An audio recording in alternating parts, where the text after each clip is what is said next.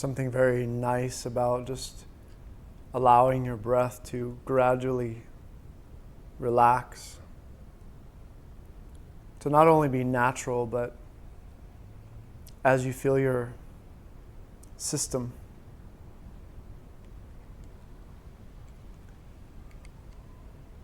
more in a state of allowing, more in a state of ease,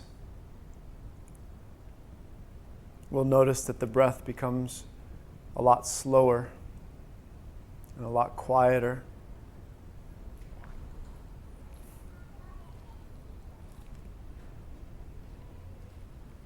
And one of our really basic directions as we approach meditation is simply not to disturb yourself.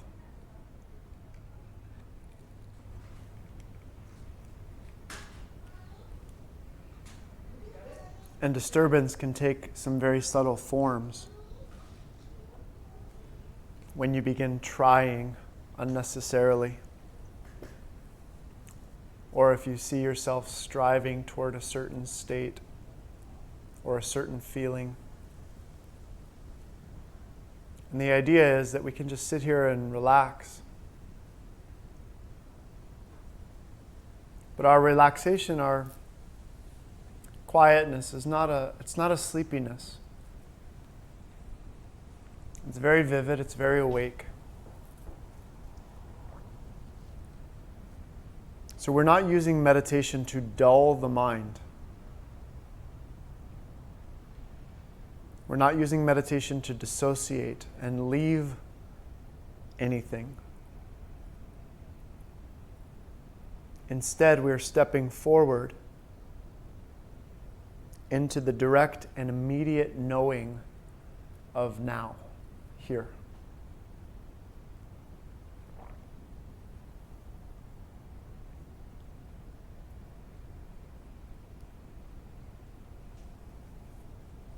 But as we come into direct contact with the now, for our purposes here, there's nothing to do.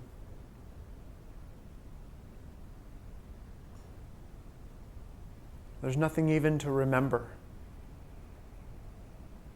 That's how simple this practice is. There's nothing to do and there's nothing to remember.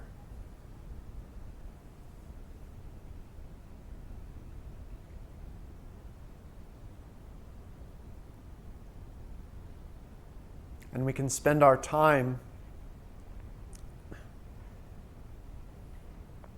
acclimating to that knowledge that there's nothing to do, there's nothing to remember.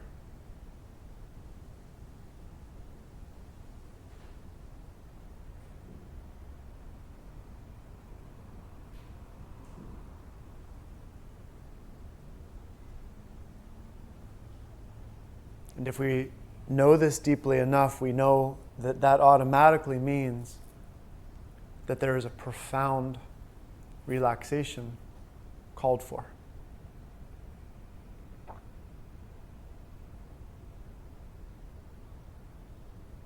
And as you relax, I would invite you to relax more deeply with a heightened sense of your body.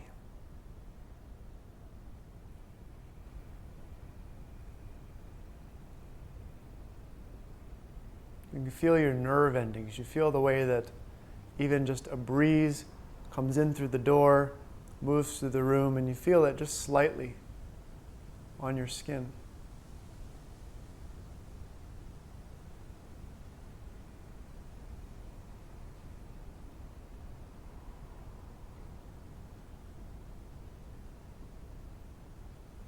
And so, though you are relaxed, your sensing is heightened.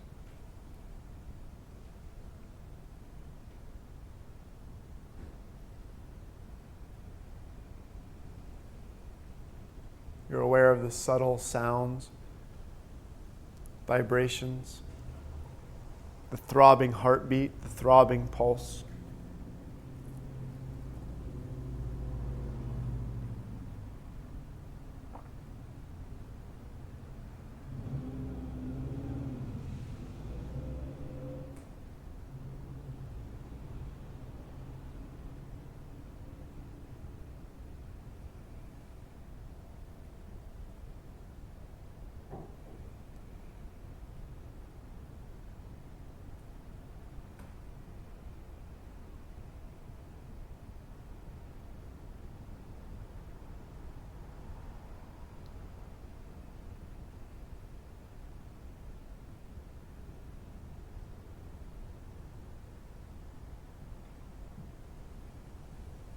Being aware of any of these things, you may simultaneously know that you're aware.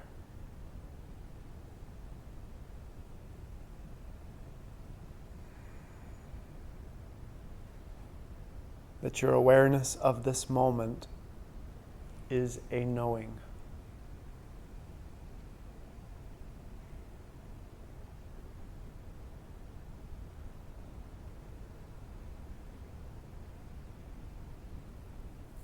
And you may consider that this knowing is the most real thing about you.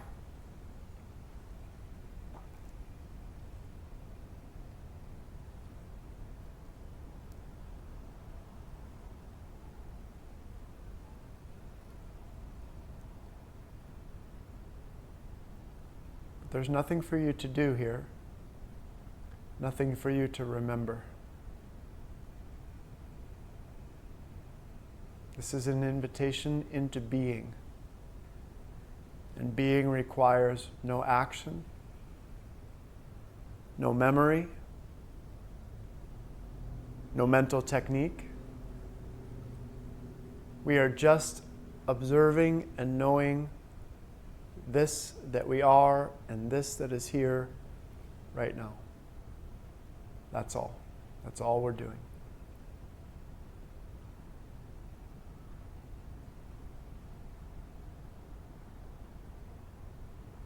And so it's very, very simple. And as we relax very, very deeply, we realize how simple it really is.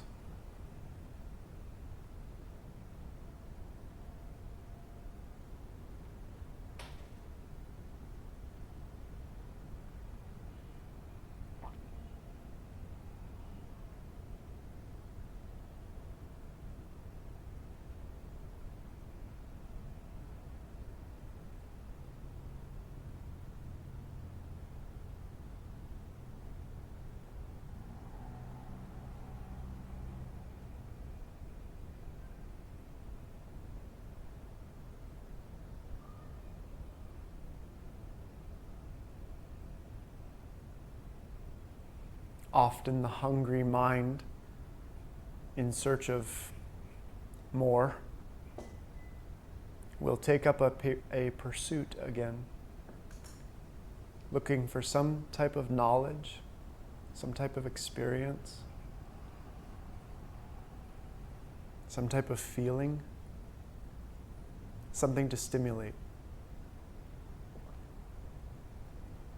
But see this activity of your mind, something that you would normally perhaps follow. See it as a disturbance to your being. Where there's a stillness, there's a whirlwind inside that stillness.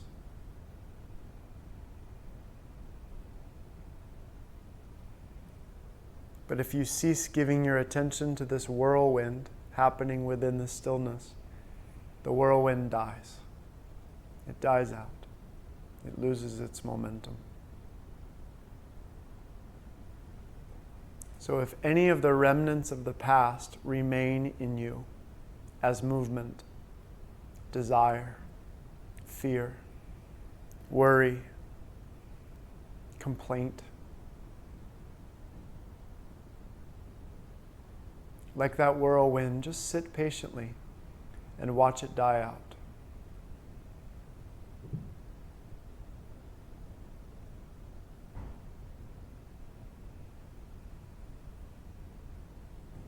Recognize that what's left is your knowing, your being.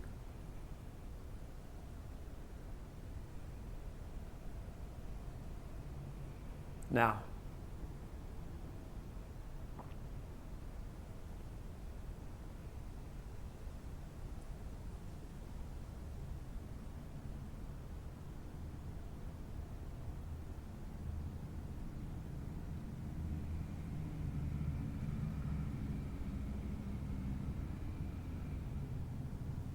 and disregard everything else. Disregard the impulse to move away from now, from here. disregard the impulse to move away from your knowing.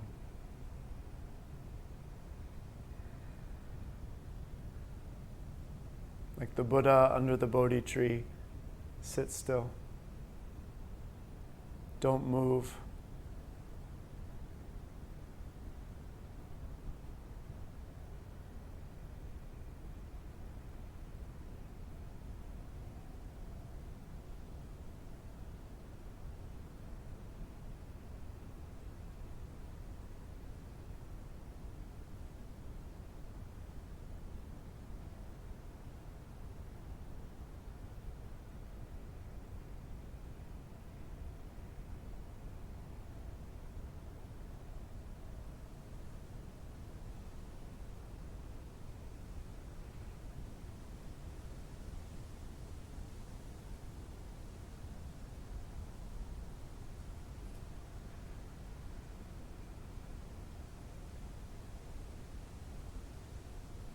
The mind has its ways. It has its ways of pulling you here or there, right or left.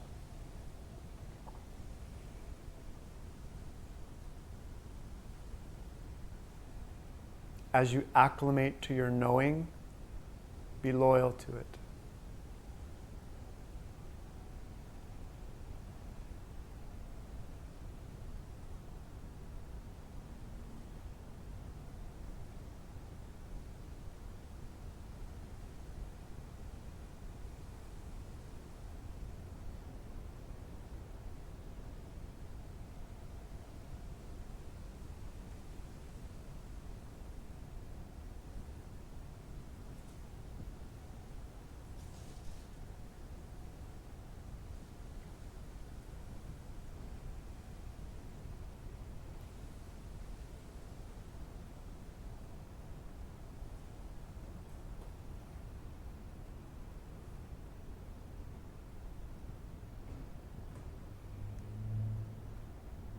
See that your knowing and your awareness of this moment remain undisturbed by any activity of mind, body, or environment.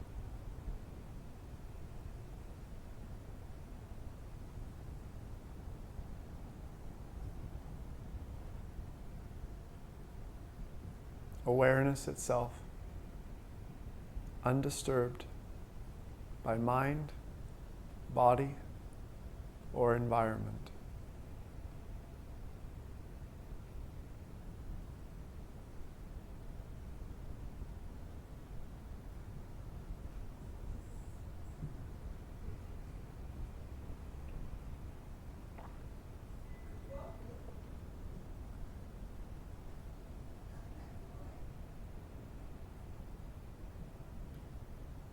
When and if you experience a disturbance, recognize that it's your mind or your body or the environment which has been disturbed, but not your awareness.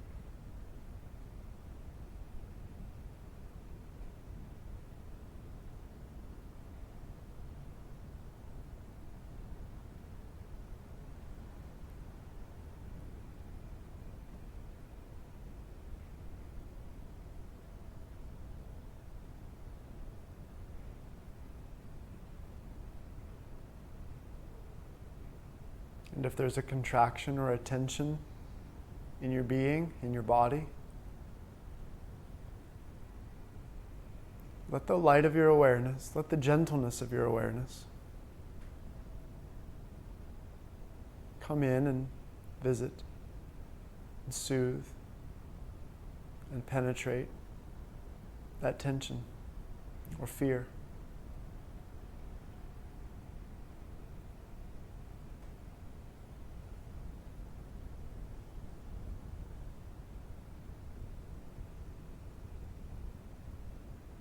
all of this happening just by your willingness to deeply, deeply relax, to deeply let go.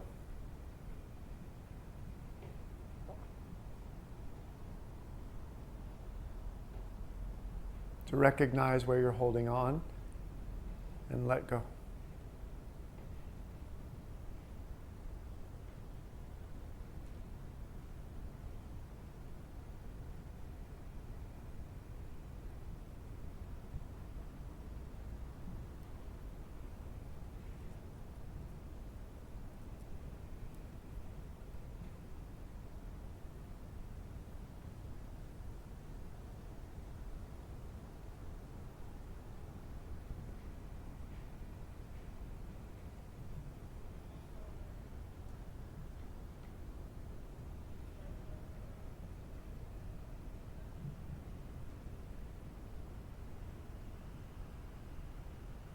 Notice how when you let go of anything, everything, knowing remains. Awareness remains.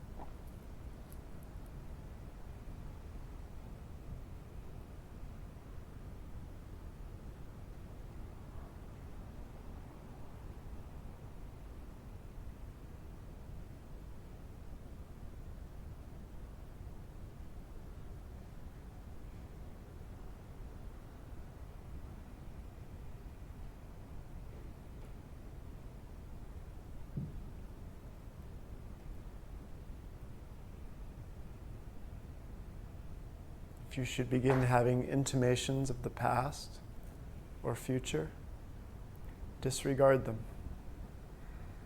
They are of no importance to you. They are of no importance to your knowing and being, of no importance to the presence of awareness right now.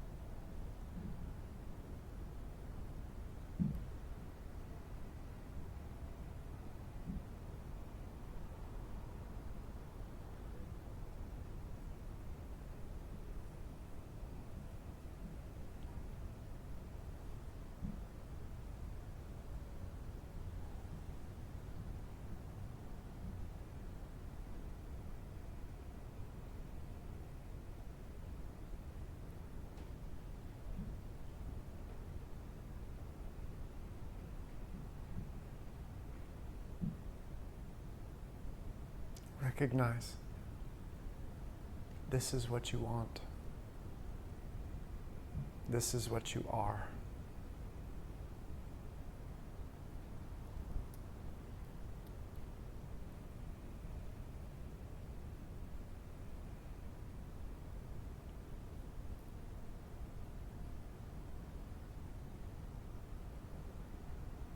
Don't move. Don't move.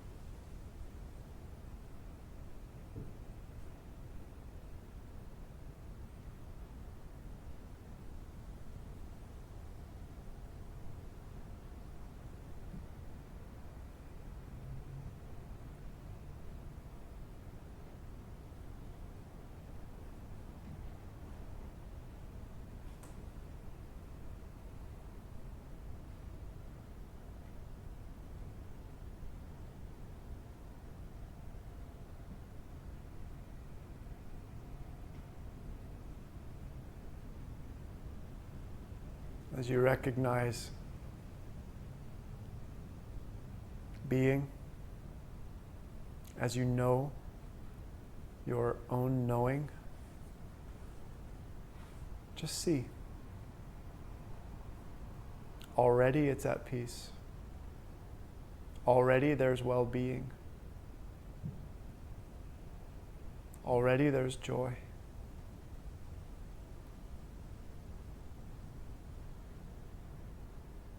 Just don't move.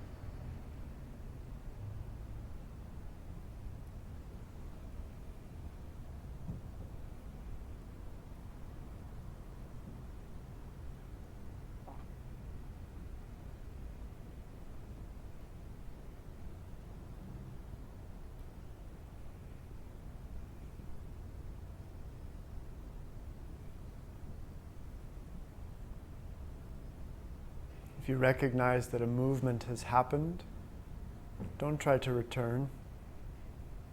Don't try to get back anywhere. Right where you are, just stop moving. Just be still.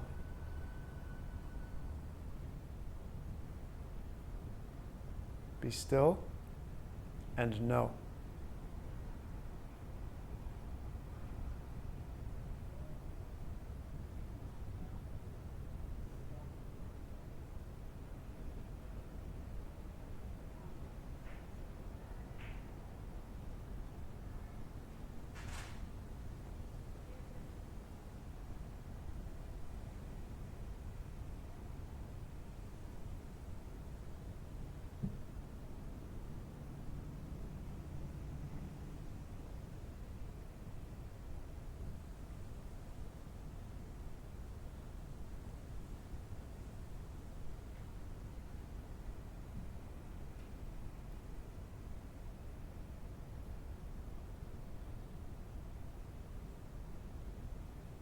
When you hear the sound of the bell today, just hear it within the space of your own knowing.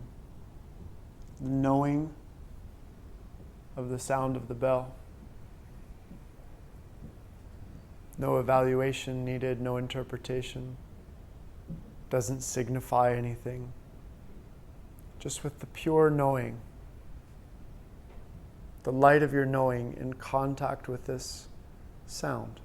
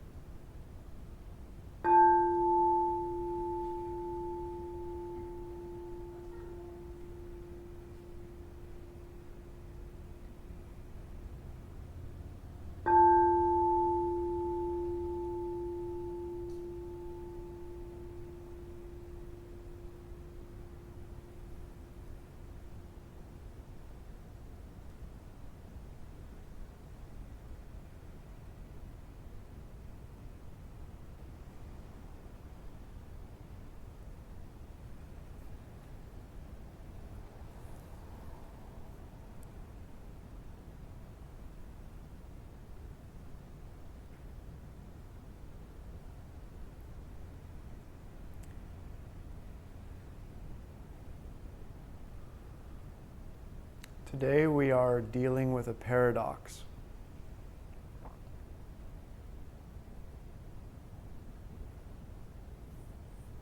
The paradox that is found in recognizing how close how intimate, how obvious knowing and being are, and how elusive they seem to be.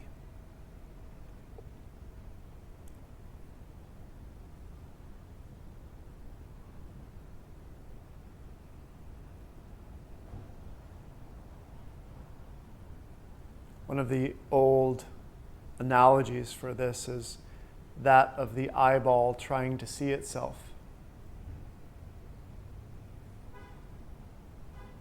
Which is impossible. Which is actually why we go looking for a mirror in the world. Somewhere where we can look and hope to catch a vision of the thing that's looking. But we're never quite satisfied with that. We never feel quite fulfilled with any of the mirrors that we find in the world, because none of them can absolutely reflect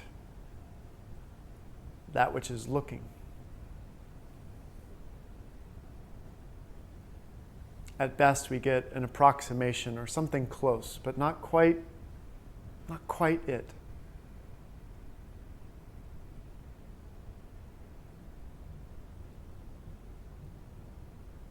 The connection between knowing and being is not obvious to most individuals.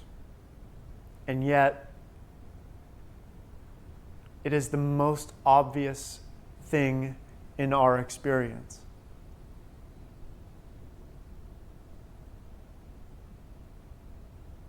Because no matter what we know,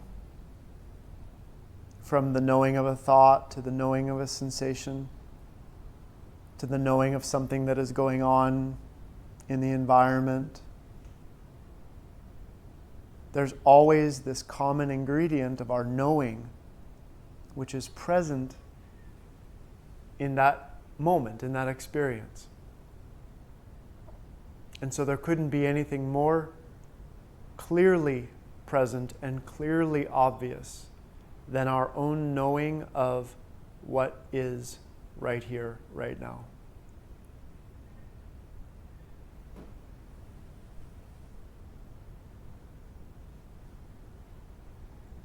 But we tend to associate knowing or knowledge with information. And there's a lot of things that we treat as information.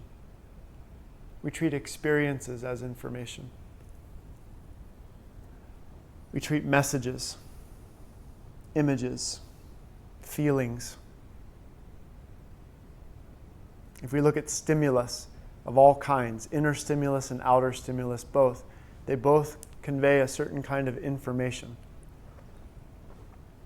And so to some degree we could almost say that we're hungry for information, we're hungry for stimulus. But one of the traps, of course, with this hunger is that it doesn't ever seem to cease.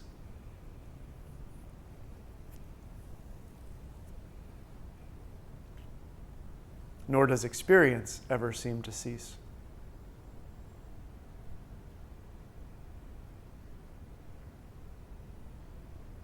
When we tie our knowing into stimulus, something that has come in from the outside in the form of an information or a feeling or a state of some kind, we may try to feed on it for a little while. We may try to use it to sustain us. And we're maybe even a little bit skilled at that. You can do it for a little while, seemingly. But you grow bored and you grow tired. And you grow to see that knowledge, that stimulus it's not fulfilling enough. It's not complete.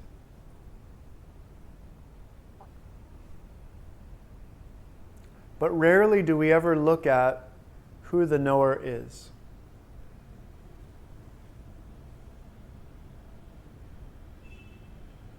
Who the knower is. And that's our task when we come here, when we come to meditation, and when we come to a transmission such as this, where our goal, if we could call it that, is to recognize who we are and what's most true and real about us.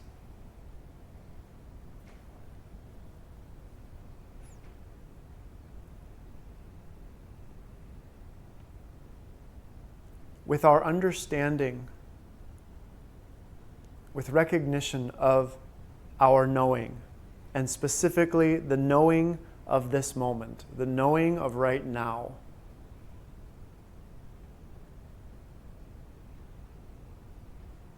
we can feel, we can sense, we can see that our knowing is the most real ingredient of our experience. And it's what's constant. It's what's always here.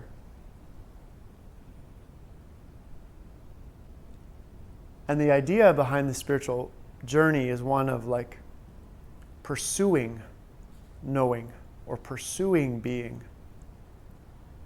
We can't help but look at spiritual work as a pursuit rather than a rest. And it would serve us well if we could see that spiritual work is a rest, not a pursuit. It's a resting of the faculties which are taking us away from what is so proximal, what is so close. And when we understand that, we understand that our real problem isn't what's in the way, or what we don't yet understand, or what we haven't achieved. It's in this perpetual tendency to move away from what I am. There's a kind of self-rejection that goes on. We move away from ourselves. And so, oddly enough, a lot of spiritual work implies moving away from yourself. You know, as soon as you set up a goal like enlightenment, or you set up a goal like bliss, or you set up a goal like peace, and you begin to move in pursuit of that goal, you move away. And what all good teachings are trying to convey is don't move. You know, that's the message of Buddha under the Bodhi tree. Is he's sitting there in his resolute stillness. And the goddesses come, and the ladies, the dancers come, and the demons come, and all sorts of voices and images and temptations come to him, but he just sits. He doesn't budge, he doesn't move.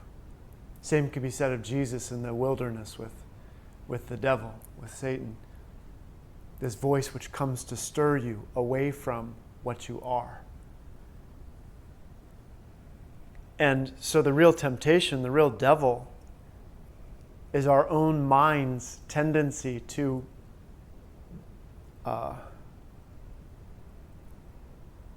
create an illusion, an image that compels us to move away from ourselves. And all we do in a simple setting like this is we just don't do that.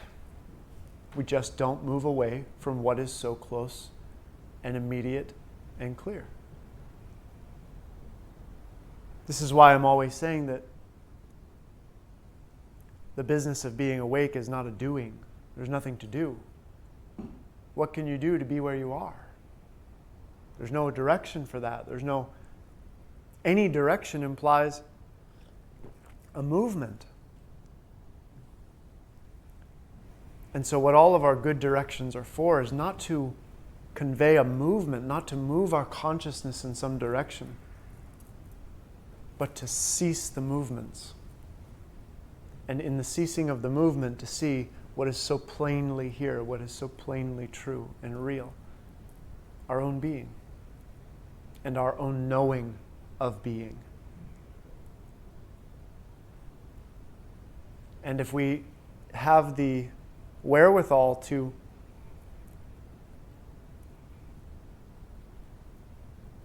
accept that invitation, it also turns out to be the satisfaction of our longing. In other words, it wasn't that we got what we wanted. It was that our wanting just dissolved.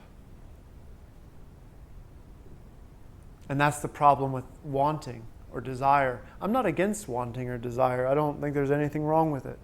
I don't think we need to snuff it out, kill it, destroy it, or transcend it even. But if we look at the movement that desire compels a movement away from yourself. It compels you to move in a certain way. And that movement will never have knowing as its ground. There's something else that occurs in us when we exist in a state of knowing. Because in a state of knowing, we can still be creative, we can still be engaged in the world. But it's without desire. It's without being led away from what is most true and real in us. Right? So when the biblical statement, the dictum says, be still and know, maybe there's a moment where we still the body, we still the mind, and there is a direct knowing of what we are and who we are and what's really true and real here. But that's not to say, don't ever move your body again, or don't ever move in the world again. It's saying that as you go about moving in the world, be still and know. And that's something we might think is difficult to do. We might think it would be difficult to move about the world and be still and to abide within knowing. But in truth, there's nothing simpler than that. Because all of the hardships and difficulties that we face are not because of being. They're not because of our knowing. They are because we move away from our knowing and move away from our being. And there's such a tie in the human consciousness that tells us, in order to move into the world, or in order to move into relationship, or in order to move into work, I've got to leave knowing and being behind. And that is one of the fundamental lies that we are here to dispel, because it's not true. It's not true. It may feel true, but it's not true. And the reason it feels true for most people is because the way they are used to engaging with the world implies rejecting and denying and betraying their own being in order to engage. In other words, like, in order for me to be someone attractive to you, and I don't mean just physically attractive, but like personally attractive, I might feel that I need to be someone smart, or somebody pretty, or somebody funny, or somebody cute, or whatever. And so, in betrayal of my own being and knowing, I will move to demonstrate smart, or cute, or whatever it is that I demonstrate. And so I'll feel, if I do that enough times, I'll feel that it's necessary for me to move away from myself in order to engage with somebody out there or the world. And this is one of the very deep lies that we hold within our being. And the invitation is not just to be still and know, but to be still and know and then go about business. Go about the business of being a human being. But you're a human being then that's informed by stillness and knowing. If we don't do that, what we get is we get a split life. You get who you are in meditation and who you are in the rest of your life. That's a pretty shitty formula, because you get who you are for 30 minutes in peace and who you are for 23 hours and 30 minutes in whatever else that is. And that's a very unsatisfying formula to us. So we're not talking about a state of meditation to exist in all the time. We're talking about something far closer than that, far more immediate than that, which is to exist in the knowing of your being, consciously, fully. And even to forget all of what you may think that means. Because you might think, well, in order to do that, I've got to wear a robe and I'm going to have to become a monk and I might have to take a vow of silence. No, none of that, right? We have to be very careful about the mind's movement that says, move. Because that's what the mind in its habitual form does. It says move. Move because you want or move because you're afraid of. Move. And as long as we're obeying that master, we can't obey the master of our own knowing. So there's a refusal to move in us. And that is actually the absence of effort. If I tell you don't move, what effort do you need to make? Not if, just even physically speaking, if I say don't move, what effort do you need? It's the absence of all effort. Any effort you would have to make would be a movement. Correct? So be still is don't move. Don't move from your inner being. Don't move from who you are. Don't move from what you are.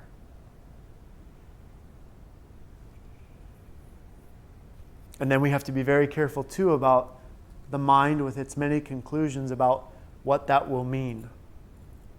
Because it's very tempting for the mind to say, well, if I listen to this advice and I don't move, then I'm just going to sit on the couch staring at the wall all day.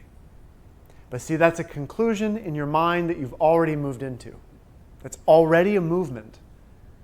You see that? The mind decided that's what would happen, and you moved to the direction of your mind to believe it. Because you don't know that. You assume it. You assume that if you stay loyal, you know what I mean? I'm not saying this is in everyone's mind, but it tends to be a popular thought, is if I be still, I'll just sit on the couch and do nothing. And my life will be a boring, dull waste of time. But that's a dangerous thought because it's a movement. It's a nihilistic movement of mind that says, if I'm not busy running, striving, achieving, bouncing, entertaining, looking for more stimulus, my life will be empty, hollow, and dead. And it's not true. It's not true. And we've got to be loyal to our own knowing and being long enough to see that. Long enough to see that it's a betrayal of mind that has creeped in, that has again come in as one of those very subtle undercurrents. Satan has come in again, very subtle undercurrent, and said, move. Because if you don't move, you're going to become boring. You're going to sit on the couch and you're going to move. And so we move away from our being, thinking we're doing something good, thinking that we're, taking up our active part in the world. So these temptations of mind that will arise to move you, we have to be very careful to see them. Otherwise, they will be very convincing and we'll follow. And in following, we'll be abandoning ourselves once again, abandoning being once again.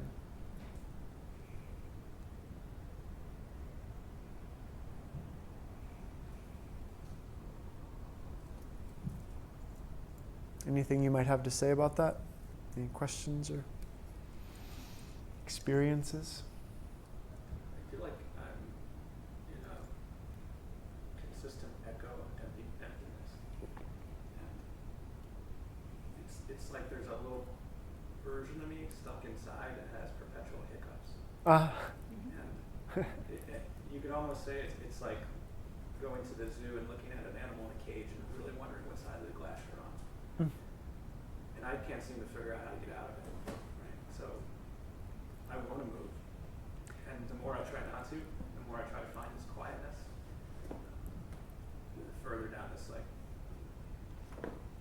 relatively sad rabbit hole I seem to fall. Mm-hmm. When you want to get out of it, you make the assumption that you're inside of it. Right? So imagine yourself in your analogy. It's a good one. Imagine yourself at the zoo looking at an animal in a cage. Right? You're taking yourself to be the animal in the cage. But what's looking? What's looking at the animal in the cage? In other words, does that looking need to escape the cage? Is it even inside the cage?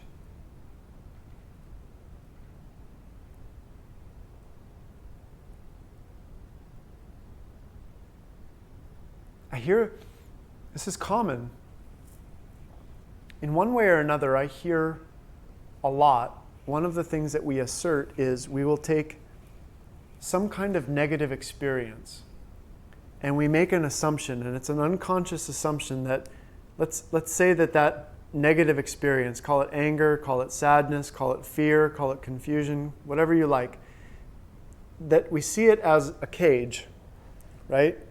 And where we take ourselves to be as is in the cage. And so what most people try to do in spiritual work is they try to figure out how to get out of the cage. And it seems, for all intents and purposes, like that's the right thing to do. Figure out how to get out of the cage. But we have to ask ourselves a question. Am I actually in the cage I believe myself to be in? Or am I the awareness and the knowing of this cage and the animal, the thing that's stuck inside of it? Because if we look very carefully, we'll see that our knowing of this is closer.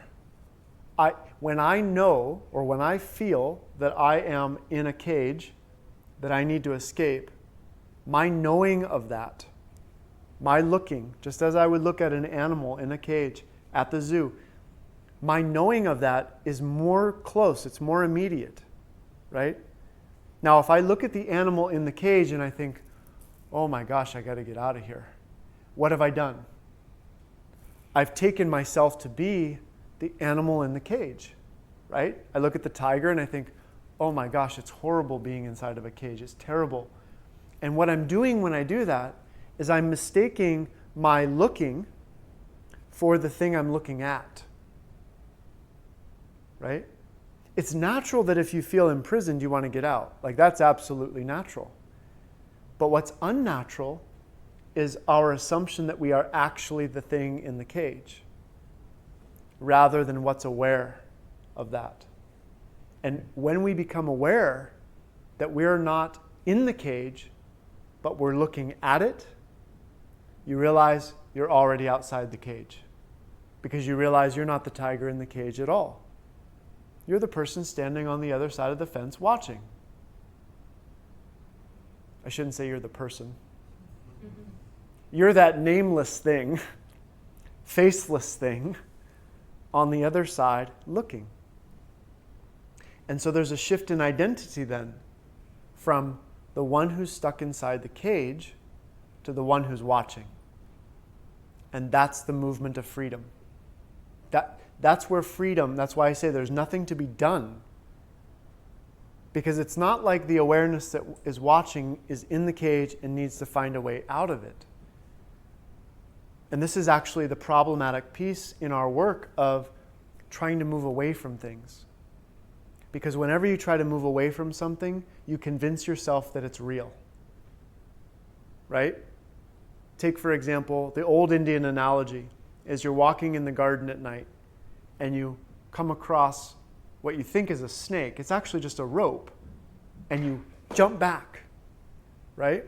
You jump back because it's something to be afraid of. It's something threatening to you. Right? But as you take a closer look, it's just a rope. There's nothing frightening about it at all, right? So the idea here with this analogy is that when we really look at a situation fully, there's no longer anything about it to be afraid of, right? But if there's that energy in us to move away from something, we feel threatened somehow. The question that we have to ask ourselves is awareness ever threatened? Right? I understand we have really intense experience of feeling threatened. Like that can be really strong in your body. And it can come with some pretty intense or gruesome images in your mind. But the question we have to ask ourselves is awareness, is being, which is here watching the whole scene, is it in trouble? When you go to a movie and somebody is caught on fire, and they're running down the street screaming on fire, right? Your heart rate might elevate. But why? Because some part of you is associated with what's going on there. If you remain as the watcher, this is a very simple experiment to do. Take a movie that's really intense or engrossing, and if you get yourself into the movie too much, your body will actually respond as if you're there, right? But if you sit as the witness watching the movie, you're totally unaffected by any of it. It's all just images on the screen, passing by. And when the movie's done, the screen is stable, and you are stable, right?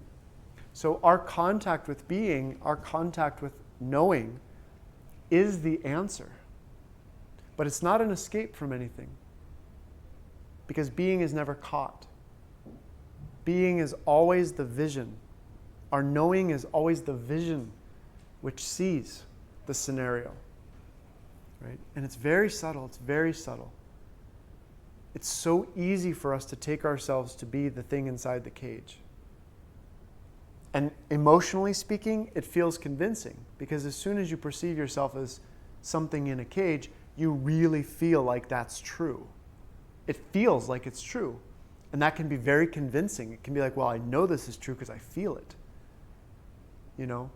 But when you feel your body, your adrenaline and your heart rate racing when the person on the screen is running by on fire, would you say that it's true then? No. And this is why we develop in meditation the capacity to be the watcher or the witness, to remain as awareness, so that we don't embroil ourselves inside the image that we create for ourselves. It's very tempting to do that. And it's not always being a thing inside of a cage. Sometimes you can see yourself as like the zookeeper, like the one who's going to walk around the cage and make sure that the cage is in order and all that. But you're still watching. You're still here as the watching. And that's what we're pointing to in this time together, is what's here doing the watching? What's here looking? What's here knowing? Because when we see it closely, it's not in the scene that it's watching. It's not embroiled.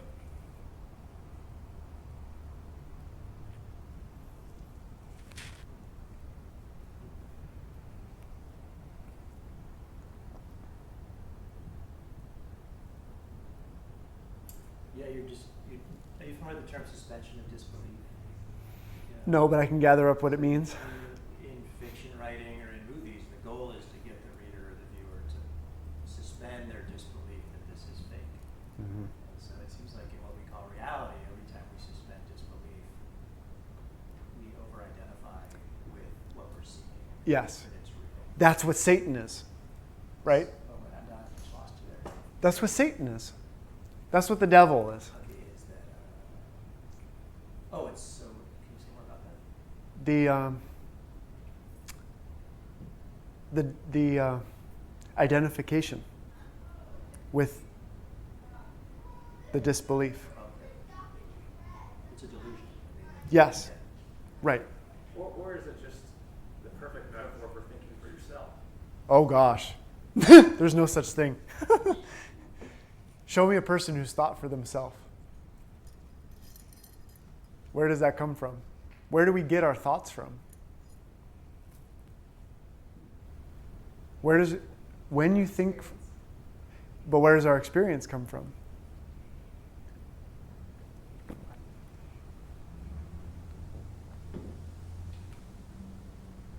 Patterns, conditioning, fears. Right. What I'm getting at is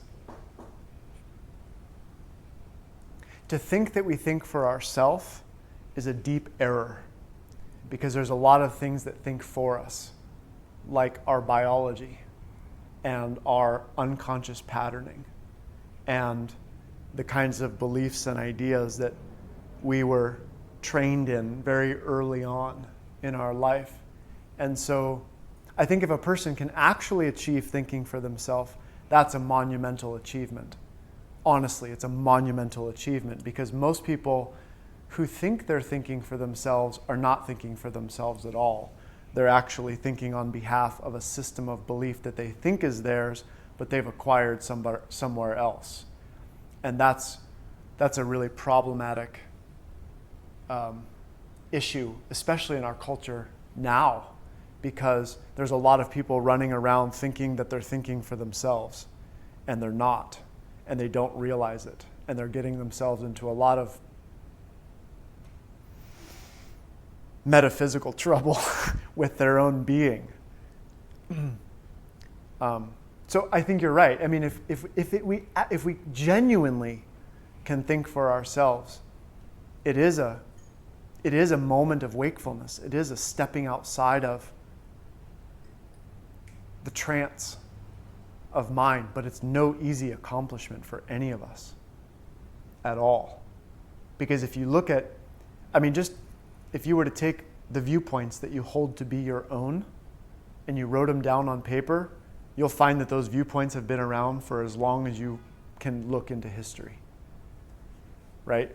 So our viewpoints aren't as fresh and new as we might think they are.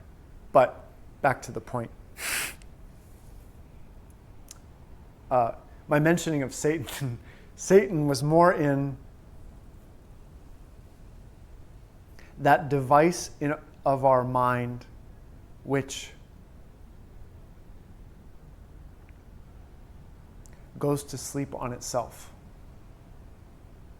which you called illusion, right? That part of the mind that divides itself, separates itself from itself, forgets its own nature.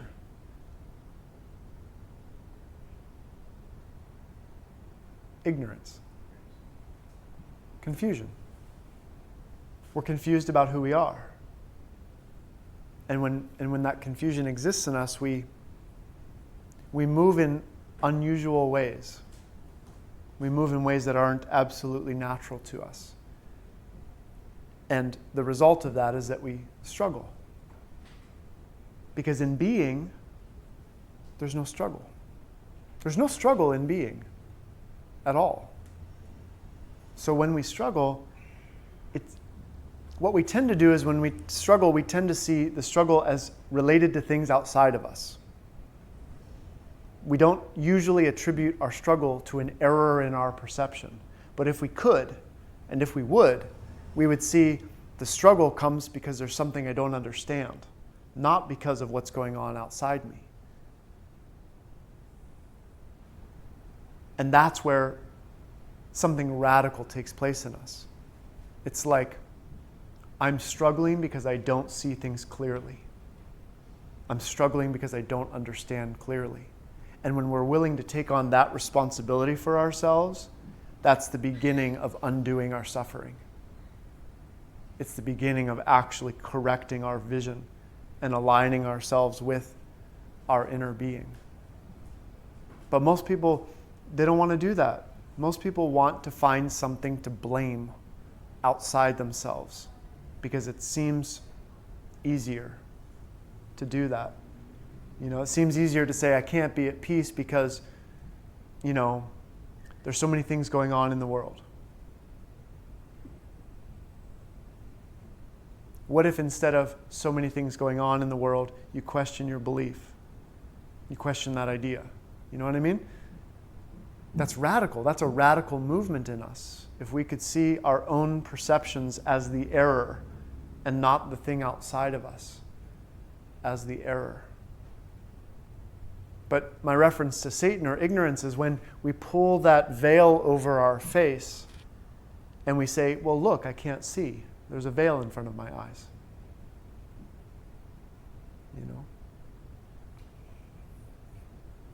One question from back when you were doing your guided meditation. You seem to imply that joy is a natural state of sitting in stillness without struggle. Mm-hmm.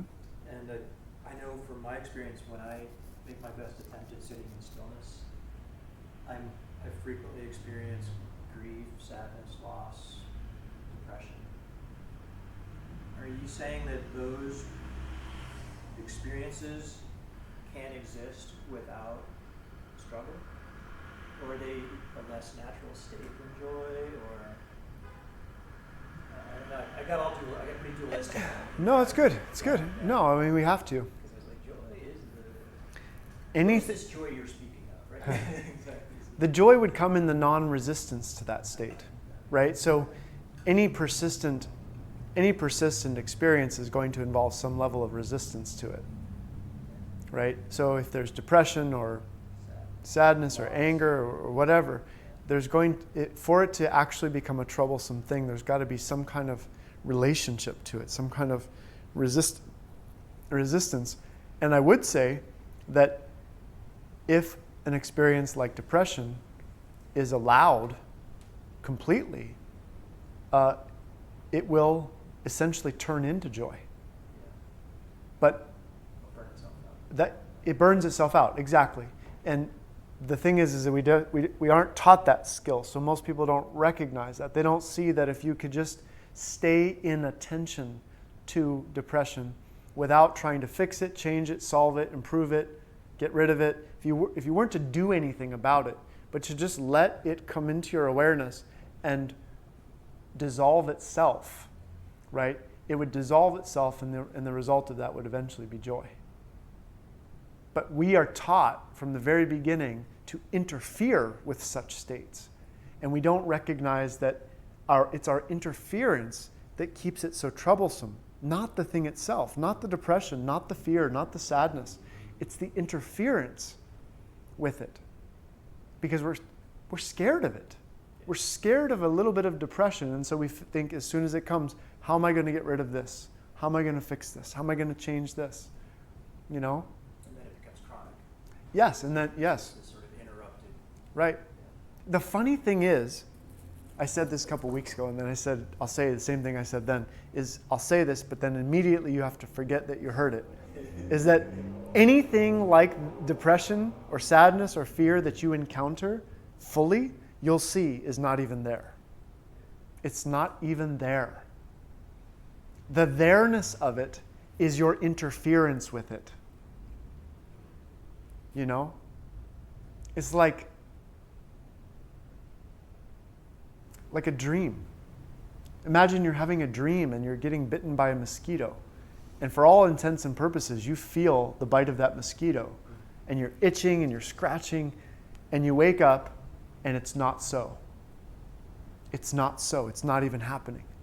Right? That's what waking up implies. Waking up implies not, oh, I figured out how to solve my problem. Waking up is, oh, I never had one. But our problems seem very convincing to us, which is why we go in and we interfere with them. We stir them, you know? We mix them. We think we need to do something about it. That's why in meditation I was saying there's nothing to do. There's nothing to do. Simply don't interfere. You know? When Mara came to visit Buddha, Mara is this sort of like kind of mean and tempting, devilish of a figure.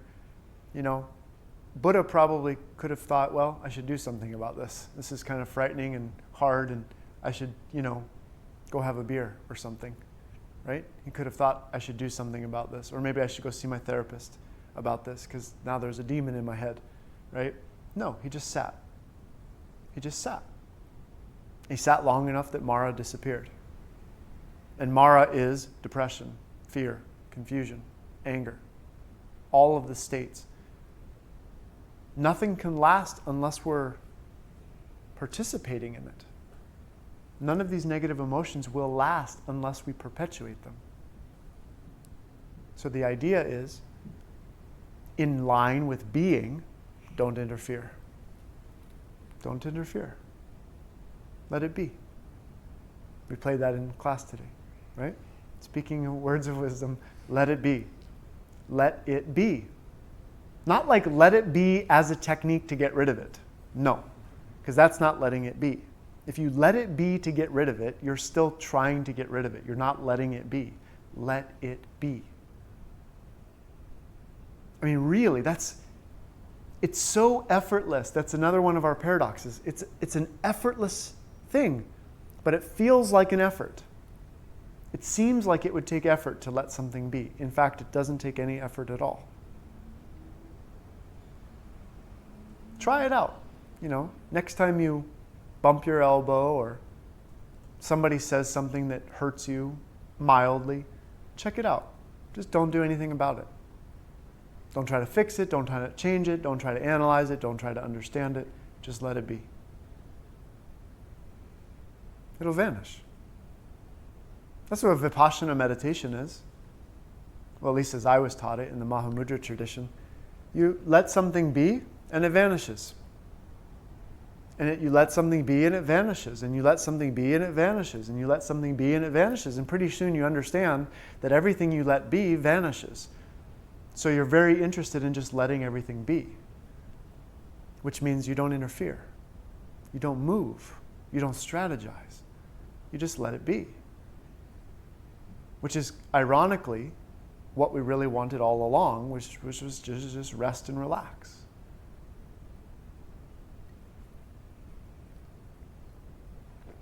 There's an old biblical phrase that just reminded me of. It says something like,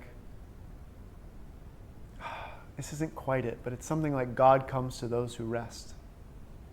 Something like that. And the idea is that when you don't disturb, when you don't agitate, when you don't move, God awareness floods into you. It's what's here, solving the problem without doing anything at all.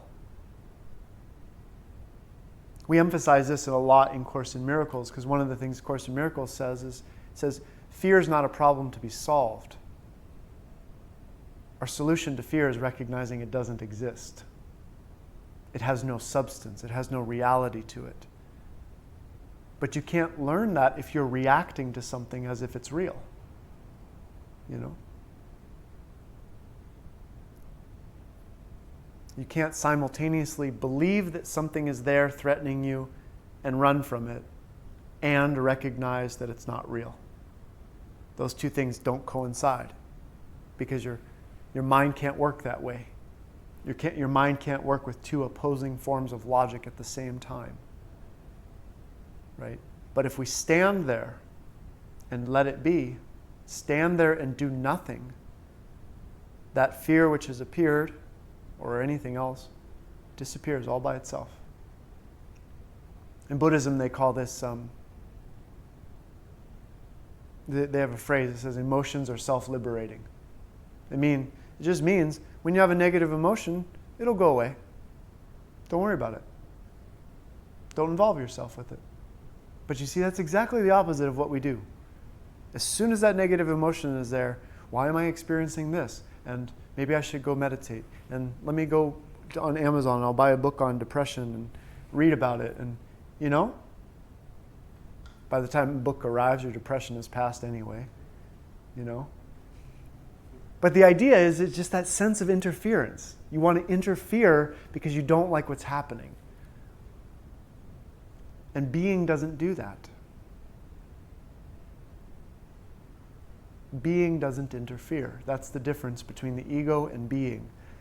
Being doesn't interfere, and ego does.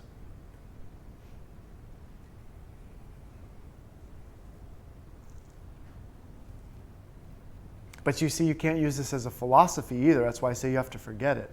Because if you use it as a philosophy, your depression is going to come down the pipe and you're going to say, well, depression is not real. Depression is not real. I don't believe in it. I'm still afraid of it, but I don't believe in it. So I'm going to treat it like it's real, but I'm going to say I don't believe in it. And so you'll watch yourself go into a very subtle mechanism of avoidance. Right? I don't have to feel this depression because it's not real. You recognize that tendency? Yeah. I spent a few years doing that. Unbeknownst to me, I was doing something atrocious.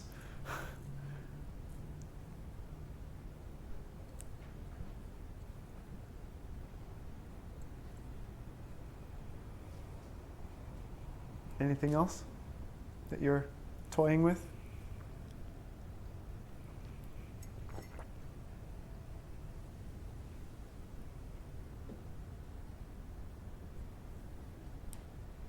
Just as a final note, I think one of the things that we're calling here is not manipulating your experience in any way. And that's hard to do. It's not hard because it's hard. It's hard because we're used to interfering and manipulating. So it's just like breaking a bad habit isn't actually hard. Participating in the habit is hard. Breaking it is stopping the participation. That's actually easy. Does that make sense?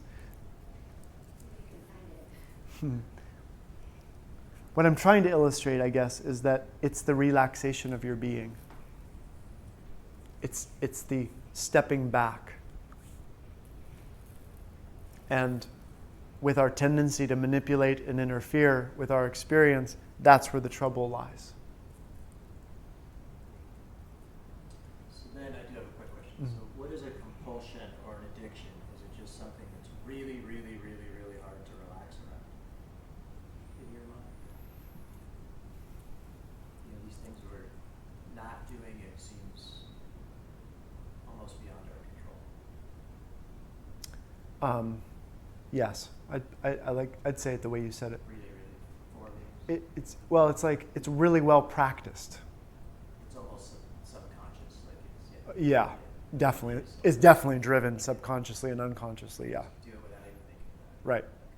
Right. And so it seems, I think one of the troubles with it is that it seems like to not follow that impulse or addiction requires an opposite energy of action. Right? But it's actually just not doing the thing that you normally do. That's all it really is. Like if you're quitting smoking, you don't have to run down the street every time you want a cigarette. You just have to not pick up a cigarette. Right? So the idea is that it's through the relaxation of what is practiced. It's the effortlessness of not practicing what you've been practicing that is the real key here. It's not all the mental gymnastics and emotional gymnastics and physical gymnastics that you have to go through to stop your addiction, right? And that's what is, I've always found it ironic because it's so obvious, but it seems so hard for us to learn. It's a strange thing because we make things hard when they don't have to be. That's what our mind does, you know? But actually not picking up a cigarette is effortless. Is it not? The effort you have to make is a non-effort. To discontinue an addiction or a pattern or an impulse, the effort you have to make is a non-effort. But the hard part's identifying them because sometimes they're not as obvious as smoking as it was before. Right, like mental and emotional patterns? Yeah. It might be that once seem to get on point with one situation and another blind spot will present itself. Yes. It'll take some time to zone in on what exactly And that's that pattern is. exactly, and that's largely how awakening occurs, is because what happens is, maybe not that we have numerous blind spots, but what happens is that I've got tea all over me. When you find a medicine to a disease, what happens is we tend to rely too much on the medicine. So even once the disease is healed, we keep taking that medicine and it creates a new disease. And so we have to find a medicine for that disease. And that's what you see in spiritual, like if you follow a genuine path like Buddhism or yoga, what you'll find is like medicine after medicine after medicine after medicine after medicine after medicine. Because all of the medicines are, it's like you take a medicine to correct the one disease, but then you have to take another medicine to correct the disease from that first medicine, and it keeps going. But then you have to ask yourself at a certain point, where does this end? Where does this end? Right? And, I mean, obviously, if you take enough medicine, it ends with healing, or it ends with wholeness, right? And to some degree, that's really relevant. We have to understand what the disease is in the mind and understand how to cure it. But we could say that being, if you will, the effortless being that you are, is the final cure. It's the cure that cures all other cures and all other diseases. But along the way, you're right, we'll have many different awarenesses arise around what our problem seems to be. Our problems are really agile in that way, is that our problems can shift and move to be, it's like we have an adapting problem, a problem which can adapt. You know, it's like a virus. It's like you just got one solid problem and it can take lots of different forms. I have something that I'll try and share.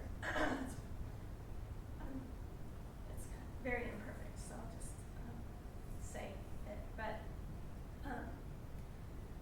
so I've been kind of puzzling with something the past few days and trying to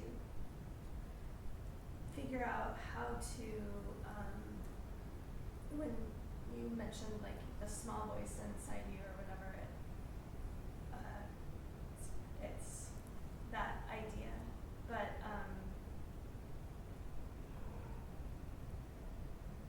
figuring out how to take something that is big, like my, I guess the truth of who I am, and fit it into my body, and like how do I do that? How do I take that? And just in meditation, I was trying really hard, and I was like focused, and felt it in my heart, like, okay, that's where it is, okay. And then you guys started talking about the zoo and all this, and all of a sudden I was like, oh, this body, Katie does not exist within Katie. Katie exists within that. And at that moment, it's like, oh. But it took me getting to the place where I was like trying so hard, and then I was like, I can't figure this out. I can't do it. And so then I was like, well, fuck it. I'm just, whatever.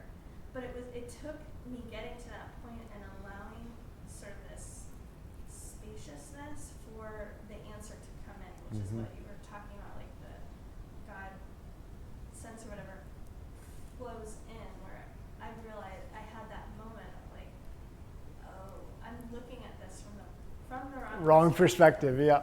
And I am that. I am not this. Brilliant. So well put. Sort of like everything that we talked about today has been helping me sort of sort through this. But yeah, it was a That's living example of what we're talking about. It's so perfect. You said it wasn't perfect. It was perfect. It was so perfect because it's exactly what we're talking about. Being isn't in you. You are in being. And that's the shift of perspective that we're calling for here. We could have saved ourselves a lot of time, just had that, and we would have all been good to go. Yeah, I could have just saved you guys a bunch of trouble with all my long-winded gobbledygook. That's it, right? It's just that shift of, oh, being isn't inside me. It's not inside my body. It's not inside my mind. It's not in my nervous system. I'm in it. And so the thing that's trying to figure out how to be, who to be, what to be, is happening in being. And that same thing goes so well to talk about that sense of I'm in the problem, right? I'm in the sadness, or I'm in the fear, or I'm in the confusion. No, it's in you. It's in you. It's a feeling. All it is really is a set of sensations in your body. That's all it really is. Nothing more, right? But that's the shift. That's exactly the shift, is not how do I figure out how to be in touch with being. That figuring out is not going to happen. Being, I am in being. The trying to figure out is in being. Being is larger, right? And that's like the wisdom that comes, as you said, that's the God awareness. That's where it floods in and like, oh, this tiny little mind was trying to understand something that it's already like a bug in a forest, you know? and I am the forest, not the bug. I see the bug. Bug's kind of cute, actually, but I'm the forest, right? That's the vastness of perspective that comes when we're in contact with being. When we're not in contact with being, we think we're a bug. We think we're a bug trying to figure this all out. So today, our message is, you're not a bug. You're not a bug. You're not a bug trying to figure something out. You're the space in which that is happening. And that sounds very esoteric, like, Does it? well, I feel like when you say you are the space, it feels very, our brain, we have no way of The- understanding that. The bug can't hear it. Yeah.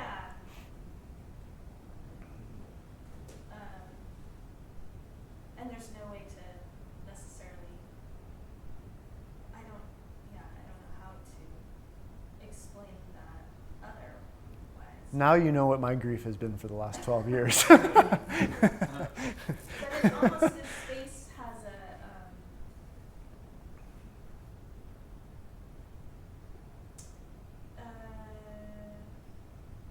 well, it's an isness. I don't know it. Yeah, you want to look for something. It tends, any words point you to something to look for. Mm-hmm. And that's automatic. As soon as the mind starts looking for something, it's already lost what the pointer was. So more like you're the intelligence instead of the space, right? Because in space is intelligence, right? So you're not the bug, you're the intelligence. Of the space. Right. Yes. I personally would say that space and intelligence are the same thing. That they're coexistent. That when you're in touch with the spaciousness of your being, you're also in touch with its innate intelligence. Mm-hmm. Yep. And then what we do, the bug part is that we take that vastness of intelligence and we make it finite. We attribute it to the bug and its adventures, when it actually is just that little fragmentation is really just a part of the larger sphere, the bigger intelligence. The finite mind and the infinite mind. Okay. Well, we've all been bugged thoroughly. Namaste. Namaste.